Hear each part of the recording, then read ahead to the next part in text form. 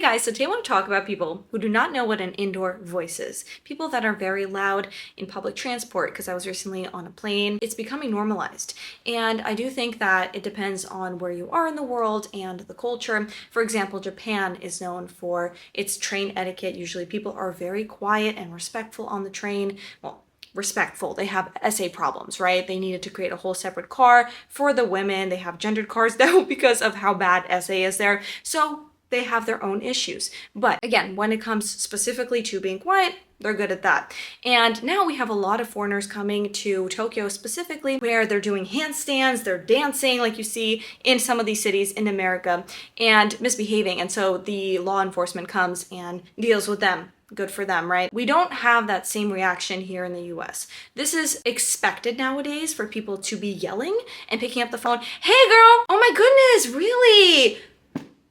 What? I don't want to hear about your doctor's appointment. I don't want to hear about your divorce. I don't want to hear about your birthday party. That conversation is meant for you and the other person. Play music out loud. If you can afford a JBL speaker, you can afford the headphones. I mean, it's just incredibly rude. And I've also heard the excuse, well, some people are just very extroverted, right? And they just are very talkative. I'm very talkative too, right? With people I know, I can be very extroverted with them. I talk a lot, yes.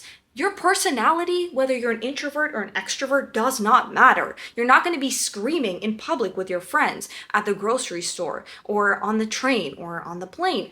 That's just a basic respect thing. It has nothing to do with your personality. Well, I'm an EBVA, whatever they do now. You know, the personality types, or I'm an extrovert, I'm an introvert, I'm a Scorpio, I'm a Virgo. No one gives a crap. Do these people just not understand that? Like, were they never taught? Do they not care? There has to be a level of narcissism, really, to blast music on your phone. Play videos, again, not putting headphones in, not turning down the volume.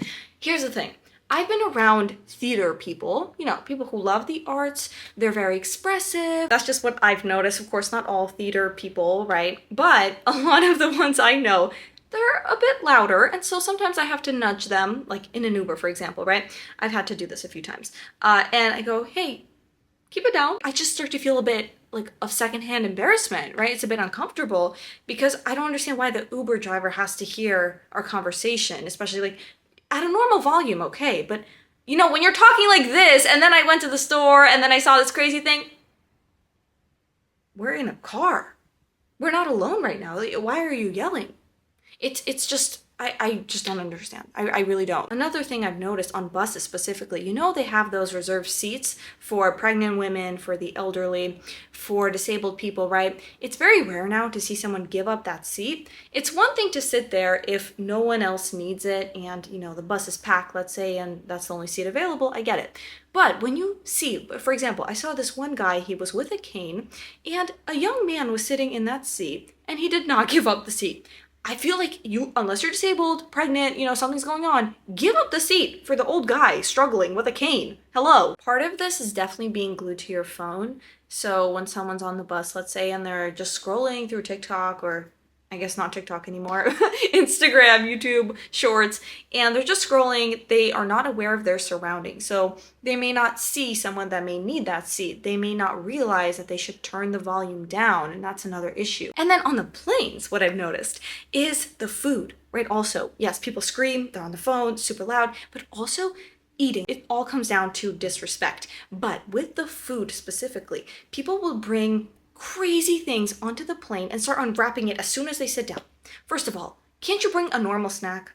An energy bar, I don't know. People bring like whole rotisserie chickens and start unpacking that. Everything's flying, going around. At least wait until it's lunchtime or whatever, you know, when we get to eat on the plane, and you can put your tray down, right? So that everything isn't spilling, especially onto the person next to you. Something else I've noticed is some healthcare workers. So one time I was in urgent care because I needed to get a COVID test, and this was back in like 2020.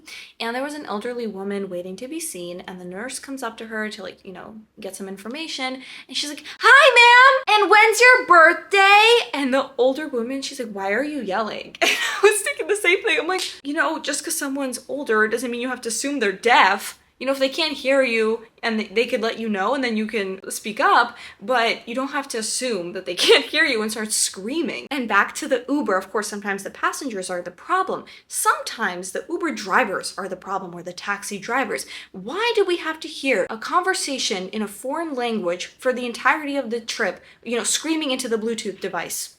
Why? Or sometimes they take their phone out and they start scrolling through contact lists, you know, texting people. Hello, like, get us to our destination safely. This is crazy. This is crazy. I've noticed this in other countries as well. For example, in Switzerland, we were on the train and there were drunk men doing handstands. Also in the UK, there were, again, drunk men having a very loud argument in one of the cars. So this happens, you know, everywhere.